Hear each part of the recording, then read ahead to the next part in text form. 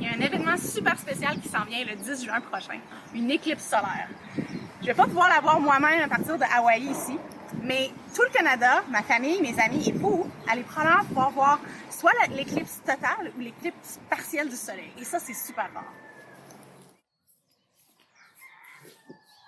Bonjour, mon nom est Laurie Rousseau-Neptune. Je suis membre de la communauté de Pequot-Caminoites à Québec et aussi une astronome travaillant à Hawaï au télescope Canada-France-Hawaï. Ah, les éclipses solaires. Il y a des communautés de partout dans le monde qui partagent des contes sur ces phénomènes. Et aujourd'hui, j'ai sélectionné 2 contes du Canada que j'ai adaptés spécialement pour cette occasion-là. Le premier vient des territoires inuits. À une époque où les ténèbres recouvraient la terre, Malina et son frère Aningan vivaient dans un village. Utilisant la noirceur pour se cacher, quelqu'un dérangeait Malina la nuit. Un soir, avec espoir de découvrir qui c'était, Malina étend de la graisse noire partout sur le visage de l'inconnu. Plus tard, elle utilise une lampe et regarde le visage de tous les habitants du village pour découvrir que son frère était le coupable. Furieuse, elle attrape un bout de bois du feu et se met à le poursuivre. Aningan court et s'échappe dans le ciel, mais Malina le suit. Il se transforme en la lune et Malina, avec son bâton enflammé, se transforme en soleil. Pendant la poursuite, des étincelles s'éparpillent en formant les étoiles du firmament. Malina et Aningan se chassent dans le ciel depuis des temps immémoriaux. Aningan oublie souvent de manger. Il devient de plus en plus mince avec les jours qui passent.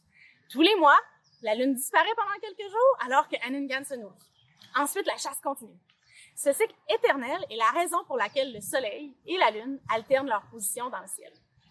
Quand il y a une éclipse solaire, Aningan rattrape Malina. Et Malina, c'est la déesse du soleil, alors que Aningan, c'est le dieu de la lune pour le peuple inuit. Maintenant, la deuxième histoire que je voulais partager avec vous, elle partage son origine avec plusieurs communautés du Canada, de l'Est et aussi du Centre Canada. Ça inclut les Inuits, les Cris, les Ojibwés et bien d'autres. Et ça va comme ça. Il y a très longtemps, les humains n'étaient pas les chefs et ne chassaient pas les animaux.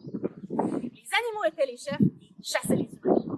Ils ont tué tout le monde, à l'exception d'une fille et de son petit frère.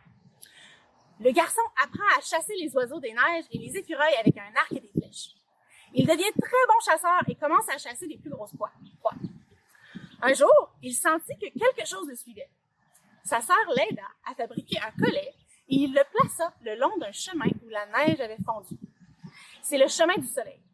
Quand le soleil se leva, il se retrouva pris dans le collet et la noirceur recouvra la terre entière.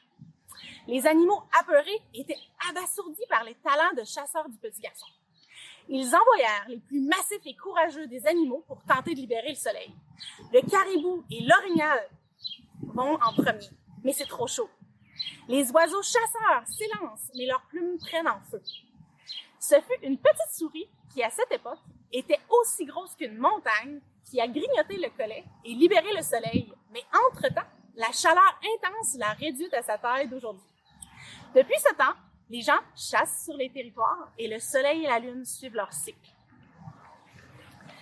Ce petit garçon, c'est Tsakapech. Il est aussi connu comme l'homme sur la lune.